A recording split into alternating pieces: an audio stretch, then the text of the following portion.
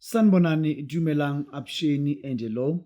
This is Dr. Oti from 181 Sanbonani Dumelang Apsheni Angelo. This is Dr. Oti from Mondio 180 ENM Road, Johannesburg, ilangi khona kwimanje. That's where ngisiza abantu khona. That's where ngilapha abantu khona. That's where I am.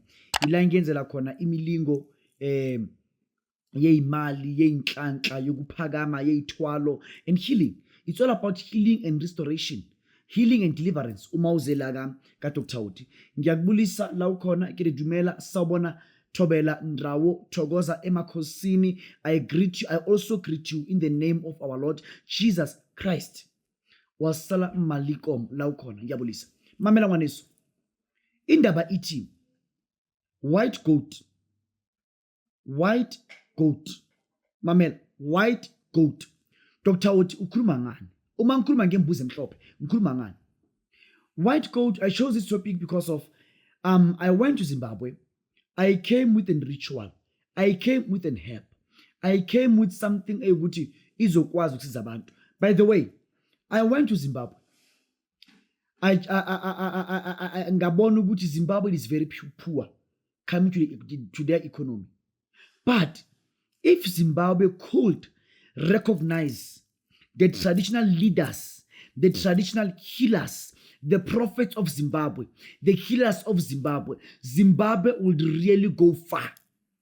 I repeat, if Zimbabwe could respect, love, and make sure it supports the traditional healers and the natural herbs they have, that country can go far.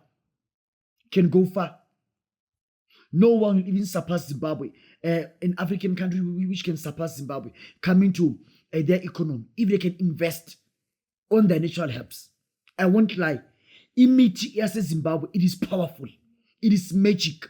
It is dynamic. It is something else. Gilagulenda, white goat, imbuzi emhlophe, pudi ethwewu, pudi ethwewu. Imbuzi emhlophe. Bakwethu. Lana ngifuna umuntu othi Dr. Oti mina impilo yami kuphelile ngayo.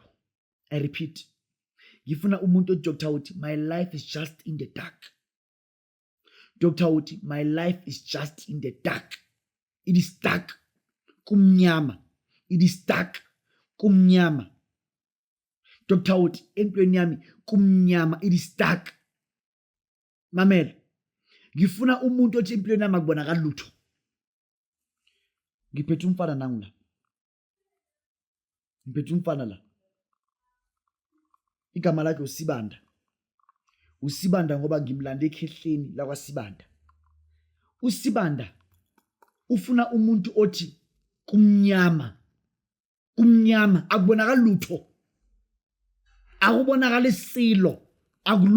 Nothing is going well in my life. This is what you need. This is what you need. Lempande sisebenzisa nembuzi emhlophe. Kuze yonke into yakho ikwazi ikhanye. Kuze inhlanhla zakho zivuleke. Kuze imali zakho zizokwena sigijima. Kuze into zakho ziyenzeke. You need this. uSibanda. uSibanda, what we do? Sithatha lempande simphuzise yona. Uma siqeda ukumphuzisa yona, sicela ukuthi impilo yakho ayishintshe. Ifana lenana khala yembuzi. I can't teach goat. Goat is something of which each and every African child knows that goat is an animal that can communicate with ancestors, with the heaven, namatongo. There's an understanding and teaching of which I forever preached. A goat, it is powerful. A goat can communicate with ancestors. Goat can communicate with Izulu. Goat can communicate namatongo. A goat can communicate no moya. A goat can communicate nempilo. A goat can communicate with money.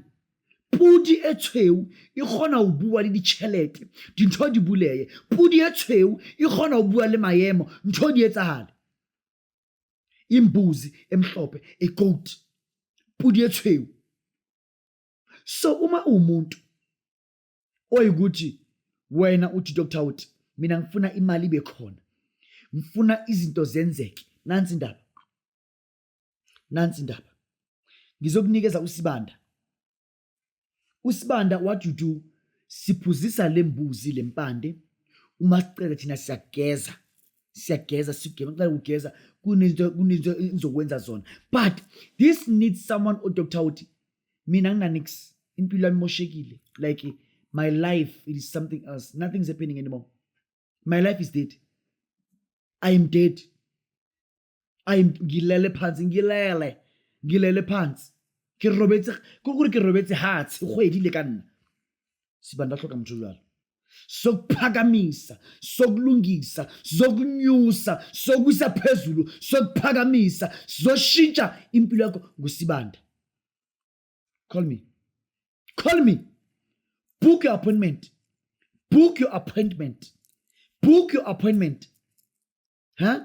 usibanda muza kumina uphatha nje imali ngangi 10,000 rand, just 10,000 rand, then you come to me. Umoza kimi nosibanda 10,000 rand plus a white goat, then yonke into izokwazi ukuthi ikhanyele, ikwazi ukuthi ilunge. If you don't trust me ukuthi ngihamba amazwe, I don't know, this passport of mine, passport lami lesi5 I think, just look at this, just look at this, bona hapha ligcwele, likletse, passport ekletse ligcwele, elesi5 elokuqala laphela lagcwala, kwezelinye elinye leli ipassport elenziwe recently, but ligcwele ukuhamba. Ngihambela ukwenzela abantu imali nemithi,